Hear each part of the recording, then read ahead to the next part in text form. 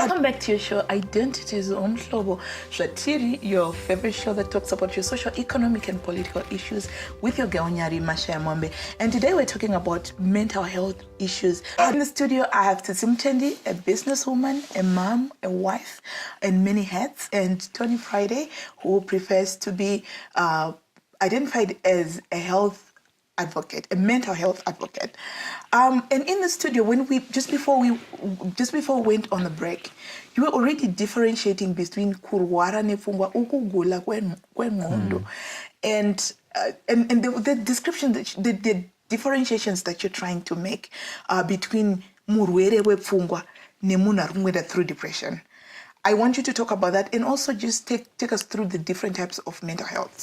Pane msiyano pakati pema mental conditions which are born of the physical. Like for example, you are born with a defect, and your mind is not the way that it's supposed to be. Or for example, someone who was involved in a serious car accident, they might become mentally ill because their brain is damaged. And then there's some conditions that are triggered by your thinking, like because you're consistently thinking the wrong things, you end up having a mental condition, So earlier we were having a debate about, should we say we can decide that later. But the point is, a time has come for us to really pay attention to our mental health the same way that we do our physical. How do we pay attention to our mental health? By watching this show, for example, and start creating the awareness that we need. It's so weird that in our education system, PE is a compulsory subject, right, but not mental health. That is a problem. Tsitsi Mutendi, you mentioned earlier on about depression. You wanted to say something before. I wanted to ask, like you're saying about PE. The thing with mental health, I think, it's rooted in also value systems. Do we value ourselves? Are we taught to value ourselves within our own homes? When we raise our children, do we teach them that they're important, that they're valuable? We love them? Because exactly. I also feel like a lot of the issues of mental health, the damage that's why the more I'm learning about mental health, I'm also finding the roots in love. We are not raised in love. It's with my children, I find that I spend a lot of time reminding them, telling them that I love them.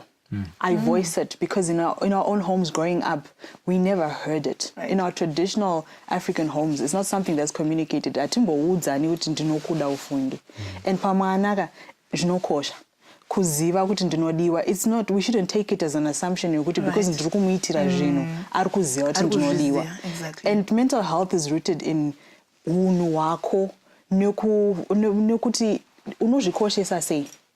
Because you find some of the cures to some of the problems we have in mental health is self-care, kuzvichengetedza, kuzviisa pamberi kuti ndinokosha inini, and zvandinofunga nezvandinoita zvinokosha, and zvinokoshera the people around me. A lot of mental health issues come from the fact that we think we're not worthy. Hatifungi kuti tinokosha.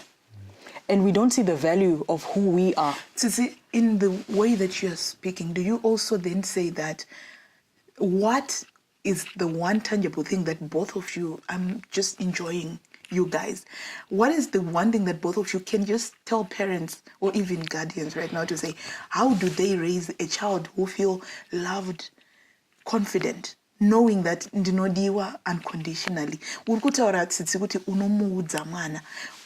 What else could be done for a child?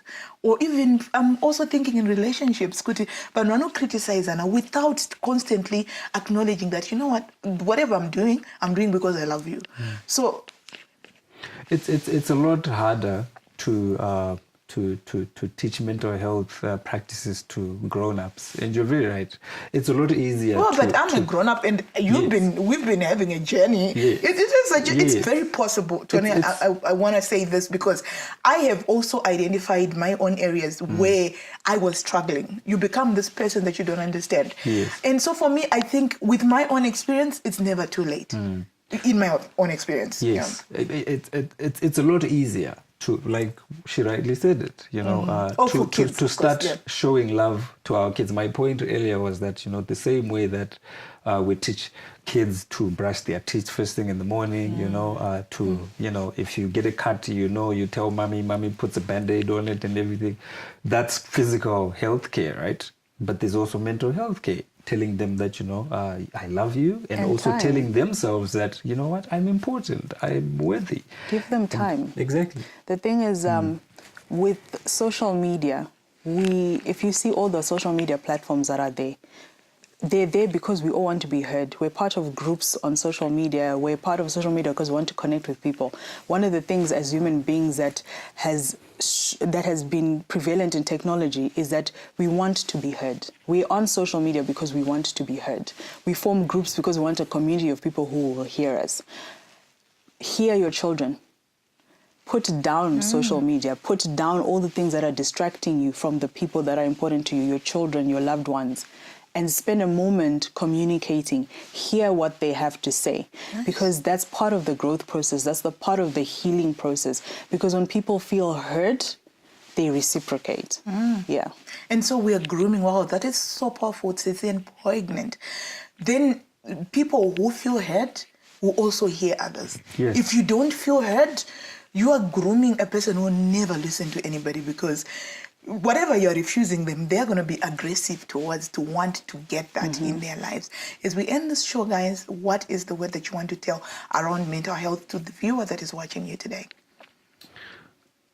I'm looking forward to a time when the same way that if you get a cold or a flu or malaria or whatever, you can just walk into a hospital or clinic or the doctor. I'm looking forward to a time when it will become a normal thing for somebody who is stressed or suffering a heartbreak, somebody who is dealing with depression can just seek help and just walk into an institution and say, hey, listen, I'm not okay.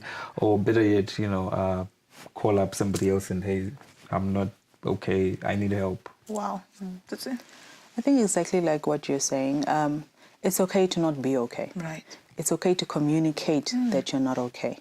As you're reaching out to people, communicate. Let them know how you feel. Let them know what's important. Because at the end of the day, it's what's making us sick is keeping it inside, where we're connecting with everybody on different platforms, yet we're keeping the things that are important to us inside. You need to let it out. You need to communicate. And you need to be able to say, I'm not okay, and be true to the things that you feel. Wow, I, for one, have been so much help, but there's so much that we want to talk about. We are going to have another episode where we are going to talk about how to identify mental health, how to identify a person who's suffering from mental health. Sometimes they don't know how to reach out. Maybe you are the one, and maybe people around you are not, just because also, again, we come from communities with people who probably don't care about those particular soft issues of mental health, where you feel like nobody is paying attention to you. We've seen suicides going on. Suicide is not the answer. Find a person who cares. And so if you are interested, we are very happy to link you up with some of the experts that we have here. And all of us at Identities, we say Happy May as we commemorate and recognize the issues of mental health. Goodbye.